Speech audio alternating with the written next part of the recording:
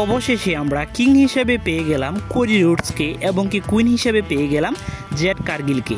তো আজকে night of championship 2025-এর কিক অফ শুরু করে আমাদের কোডি রোডস এবং কি রেন্ডি অর্টনের মাধ্যমে। তো আমরা কিং অফ দ্য রিং টুর্নামেন্টের মধ্যে একটি ম্যাচ দেখতে পেয়েছি রেন্ডি অর্টন এবং কি কোডি রোডসের মধ্যে। তো এই ম্যাচটিতে কিন্তু আজকে কোডি রোডস জয়লাভ করতে সক্ষম হয়ে গিয়েছে। তো বাট আমরা সকলে কিন্তু চেয়েছিলাম যে এই ম্যাচটিতে যেন রেন্ডি অর্টন জয়লাভ করতে পারে, কিন্তু সেটা সম্ভব হয়নি। কোডি রোডস ম্যাচটিতে জয়লাভ করেছে।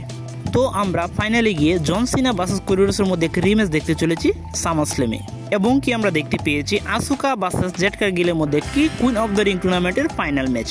তো আমরা আগেও ধারণা করেছিলাম যে এই ম্যাচটিতে জেড কার্গিল জয়লাভ করতে পারবে।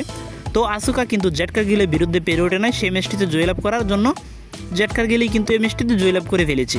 তো এখন থেকে আমরা পেয়ে গেলাম নিউ কুইন জেড কার্গিলকে। তো আমরা ফাইনালি সামারস্ল্যামে গিয়ে দেখতে চলেছি টিফিনি স্টেশন ভার্সেস জেড কার্গিলের মধ্যে একটি টাইটেল ম্যাচ।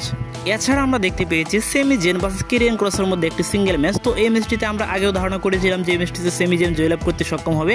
তো তাই হয়ে গিয়েছে, সেমি জেন কিন্তু কেরিয়ান ক্রসকে হারিয়ে দিয়েছে।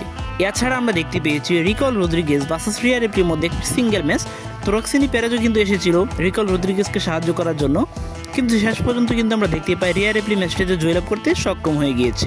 এবং কি একটি ভালো ম্যাচ ছিল সোলো সিকো এবং কি জ্যাকব পাটোর মধ্যে।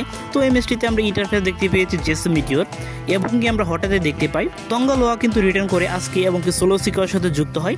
এছাড়া আমরা দেখতে পেয়েছি হিকুলুইর কিন্তু ডেবিউ হয়ে যায় নাইট অফ চ্যাম্পিয়নশিপ, এবং কি সে সোলো সিকোর সাথে কাজ করতে শুরু করবে। তো সেই কারণে কিন্তু জ্যাকব পাটোকে হারিয়ে দিয়েছে সোলো সিকো। তো সোলো সিকো হয়ে গেছে new United state of champion. তো পুরো নাটকে ভরা ছিল আজকে মেন ইভেন্টটি। সেখানে আমরা দেখতে পেয়েছি কোডি রোডস এবং কি সিএম পাঙ্কের মধ্যে একটি ম্যাচ।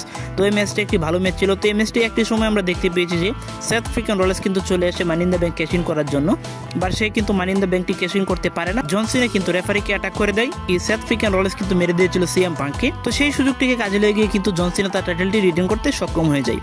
তো মনে করা হচ্ছে সামারস্ল্যামে গিয়ে ফাইনালি হয়তো সাউথ আফ্রিকান রোলেস তা মানি ইন দ্য ব্যাংকটি ক্যাশ ইন করতে পারে কোডি রোডস এবং কি জন সিনা ম্যাচটির মধ্যকাই। তো এই ছিল আজকের ভিডিও ভালো লাগলে অবশ্যই লাইক, কমেন্ট এবং সাবস্ক্রাইব করে পাশে থাকবেন। ধন্যবাদ সবাইকে।